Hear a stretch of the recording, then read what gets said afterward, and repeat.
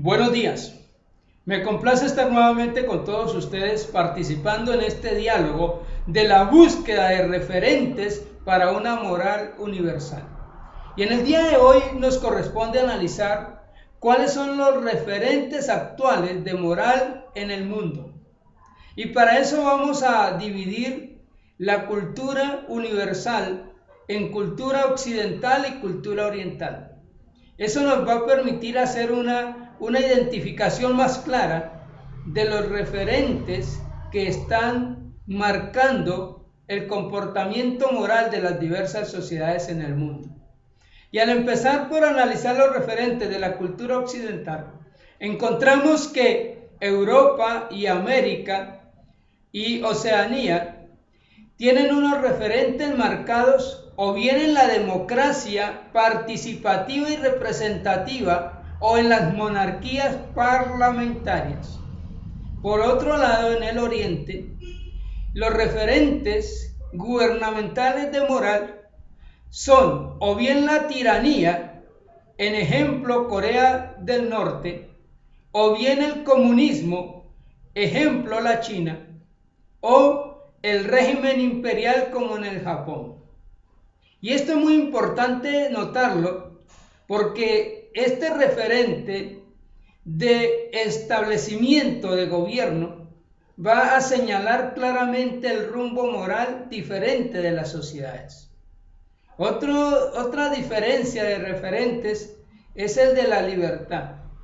Mientras en la cultura occidental se da muchísima valoración a la libertad individual, en la cultura moral del Oriente hay una restricción a esa libertad individual y a cambio se da una libertad social marcada bajo unos límites claros establecidos por el gobierno. Por el contrario, en Occidente hay otro referente muy importante y es el reconocimiento de la dignidad y de los derechos humanos, pero con una pequeña dificultad, y es que en la medida en que se da paulatinamente un mayor reconocimiento de derechos a las minorías étnicas y sexuales, la sociedad se va atomizando, se va explosionando, se va dividiendo. Mientras que en la cultura oriental, en lugar de ir haciendo un reconocimiento a los diferentes grupos étnicos de su cultura, cada vez se da una mayor generalidad, un mayor englobe y homogenización de la sociedad.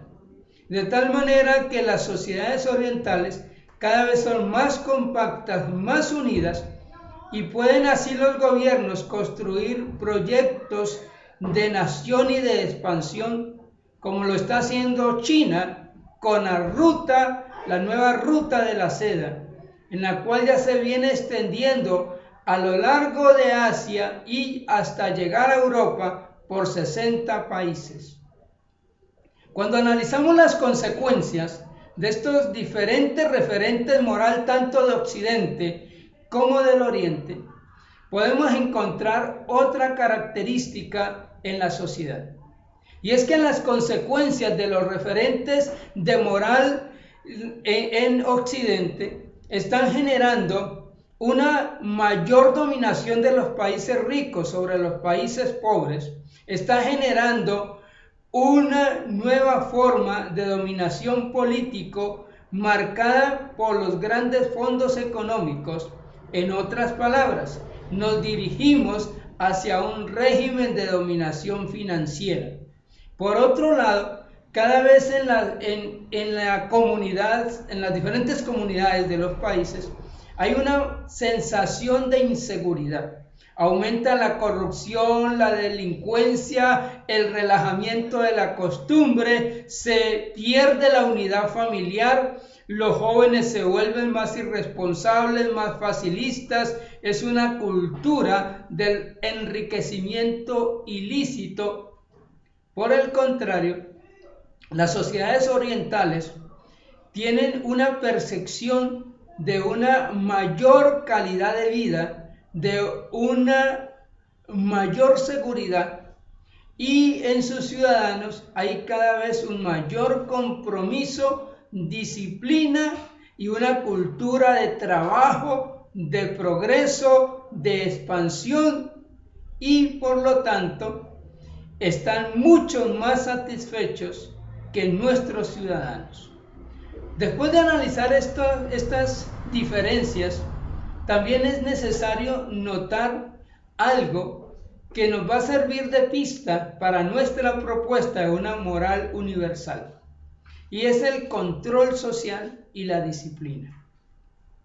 Mientras que en los países de cultura oriental hay un mayor control social y por consiguiente hay una rápida aplicación de sentencias sobre aquellos que se salen del marco legal de la sociedad.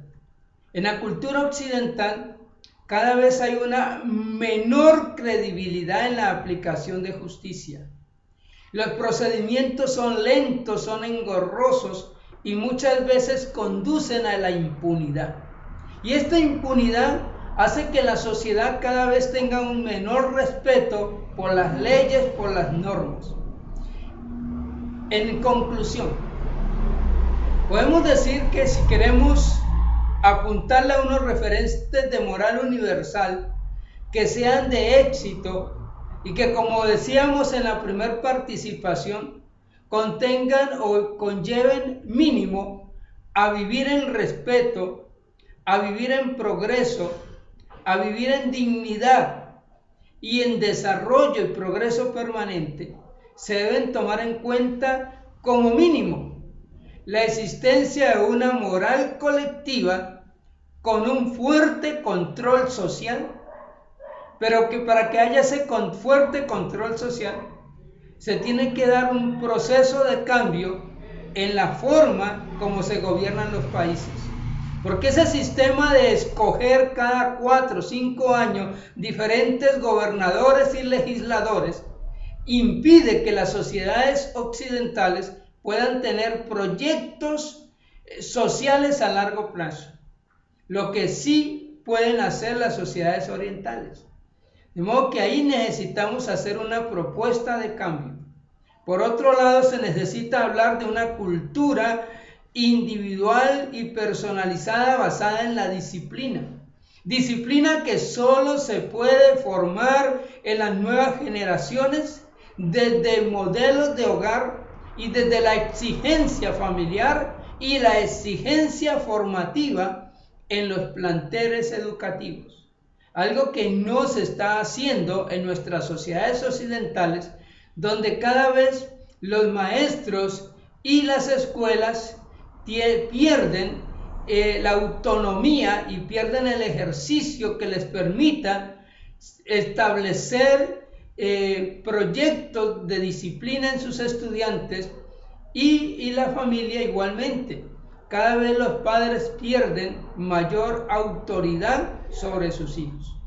Entonces ya tenemos 2 pistas para que comencemos a discutir en los diferentes talleres: la necesidad de formar disciplina y la necesidad de un fuerte control social y gubernamental con una respuesta rápida, legal, justa, que respete la dignidad y los derechos humanos, pero que sancione a los que violan la ley y la norma.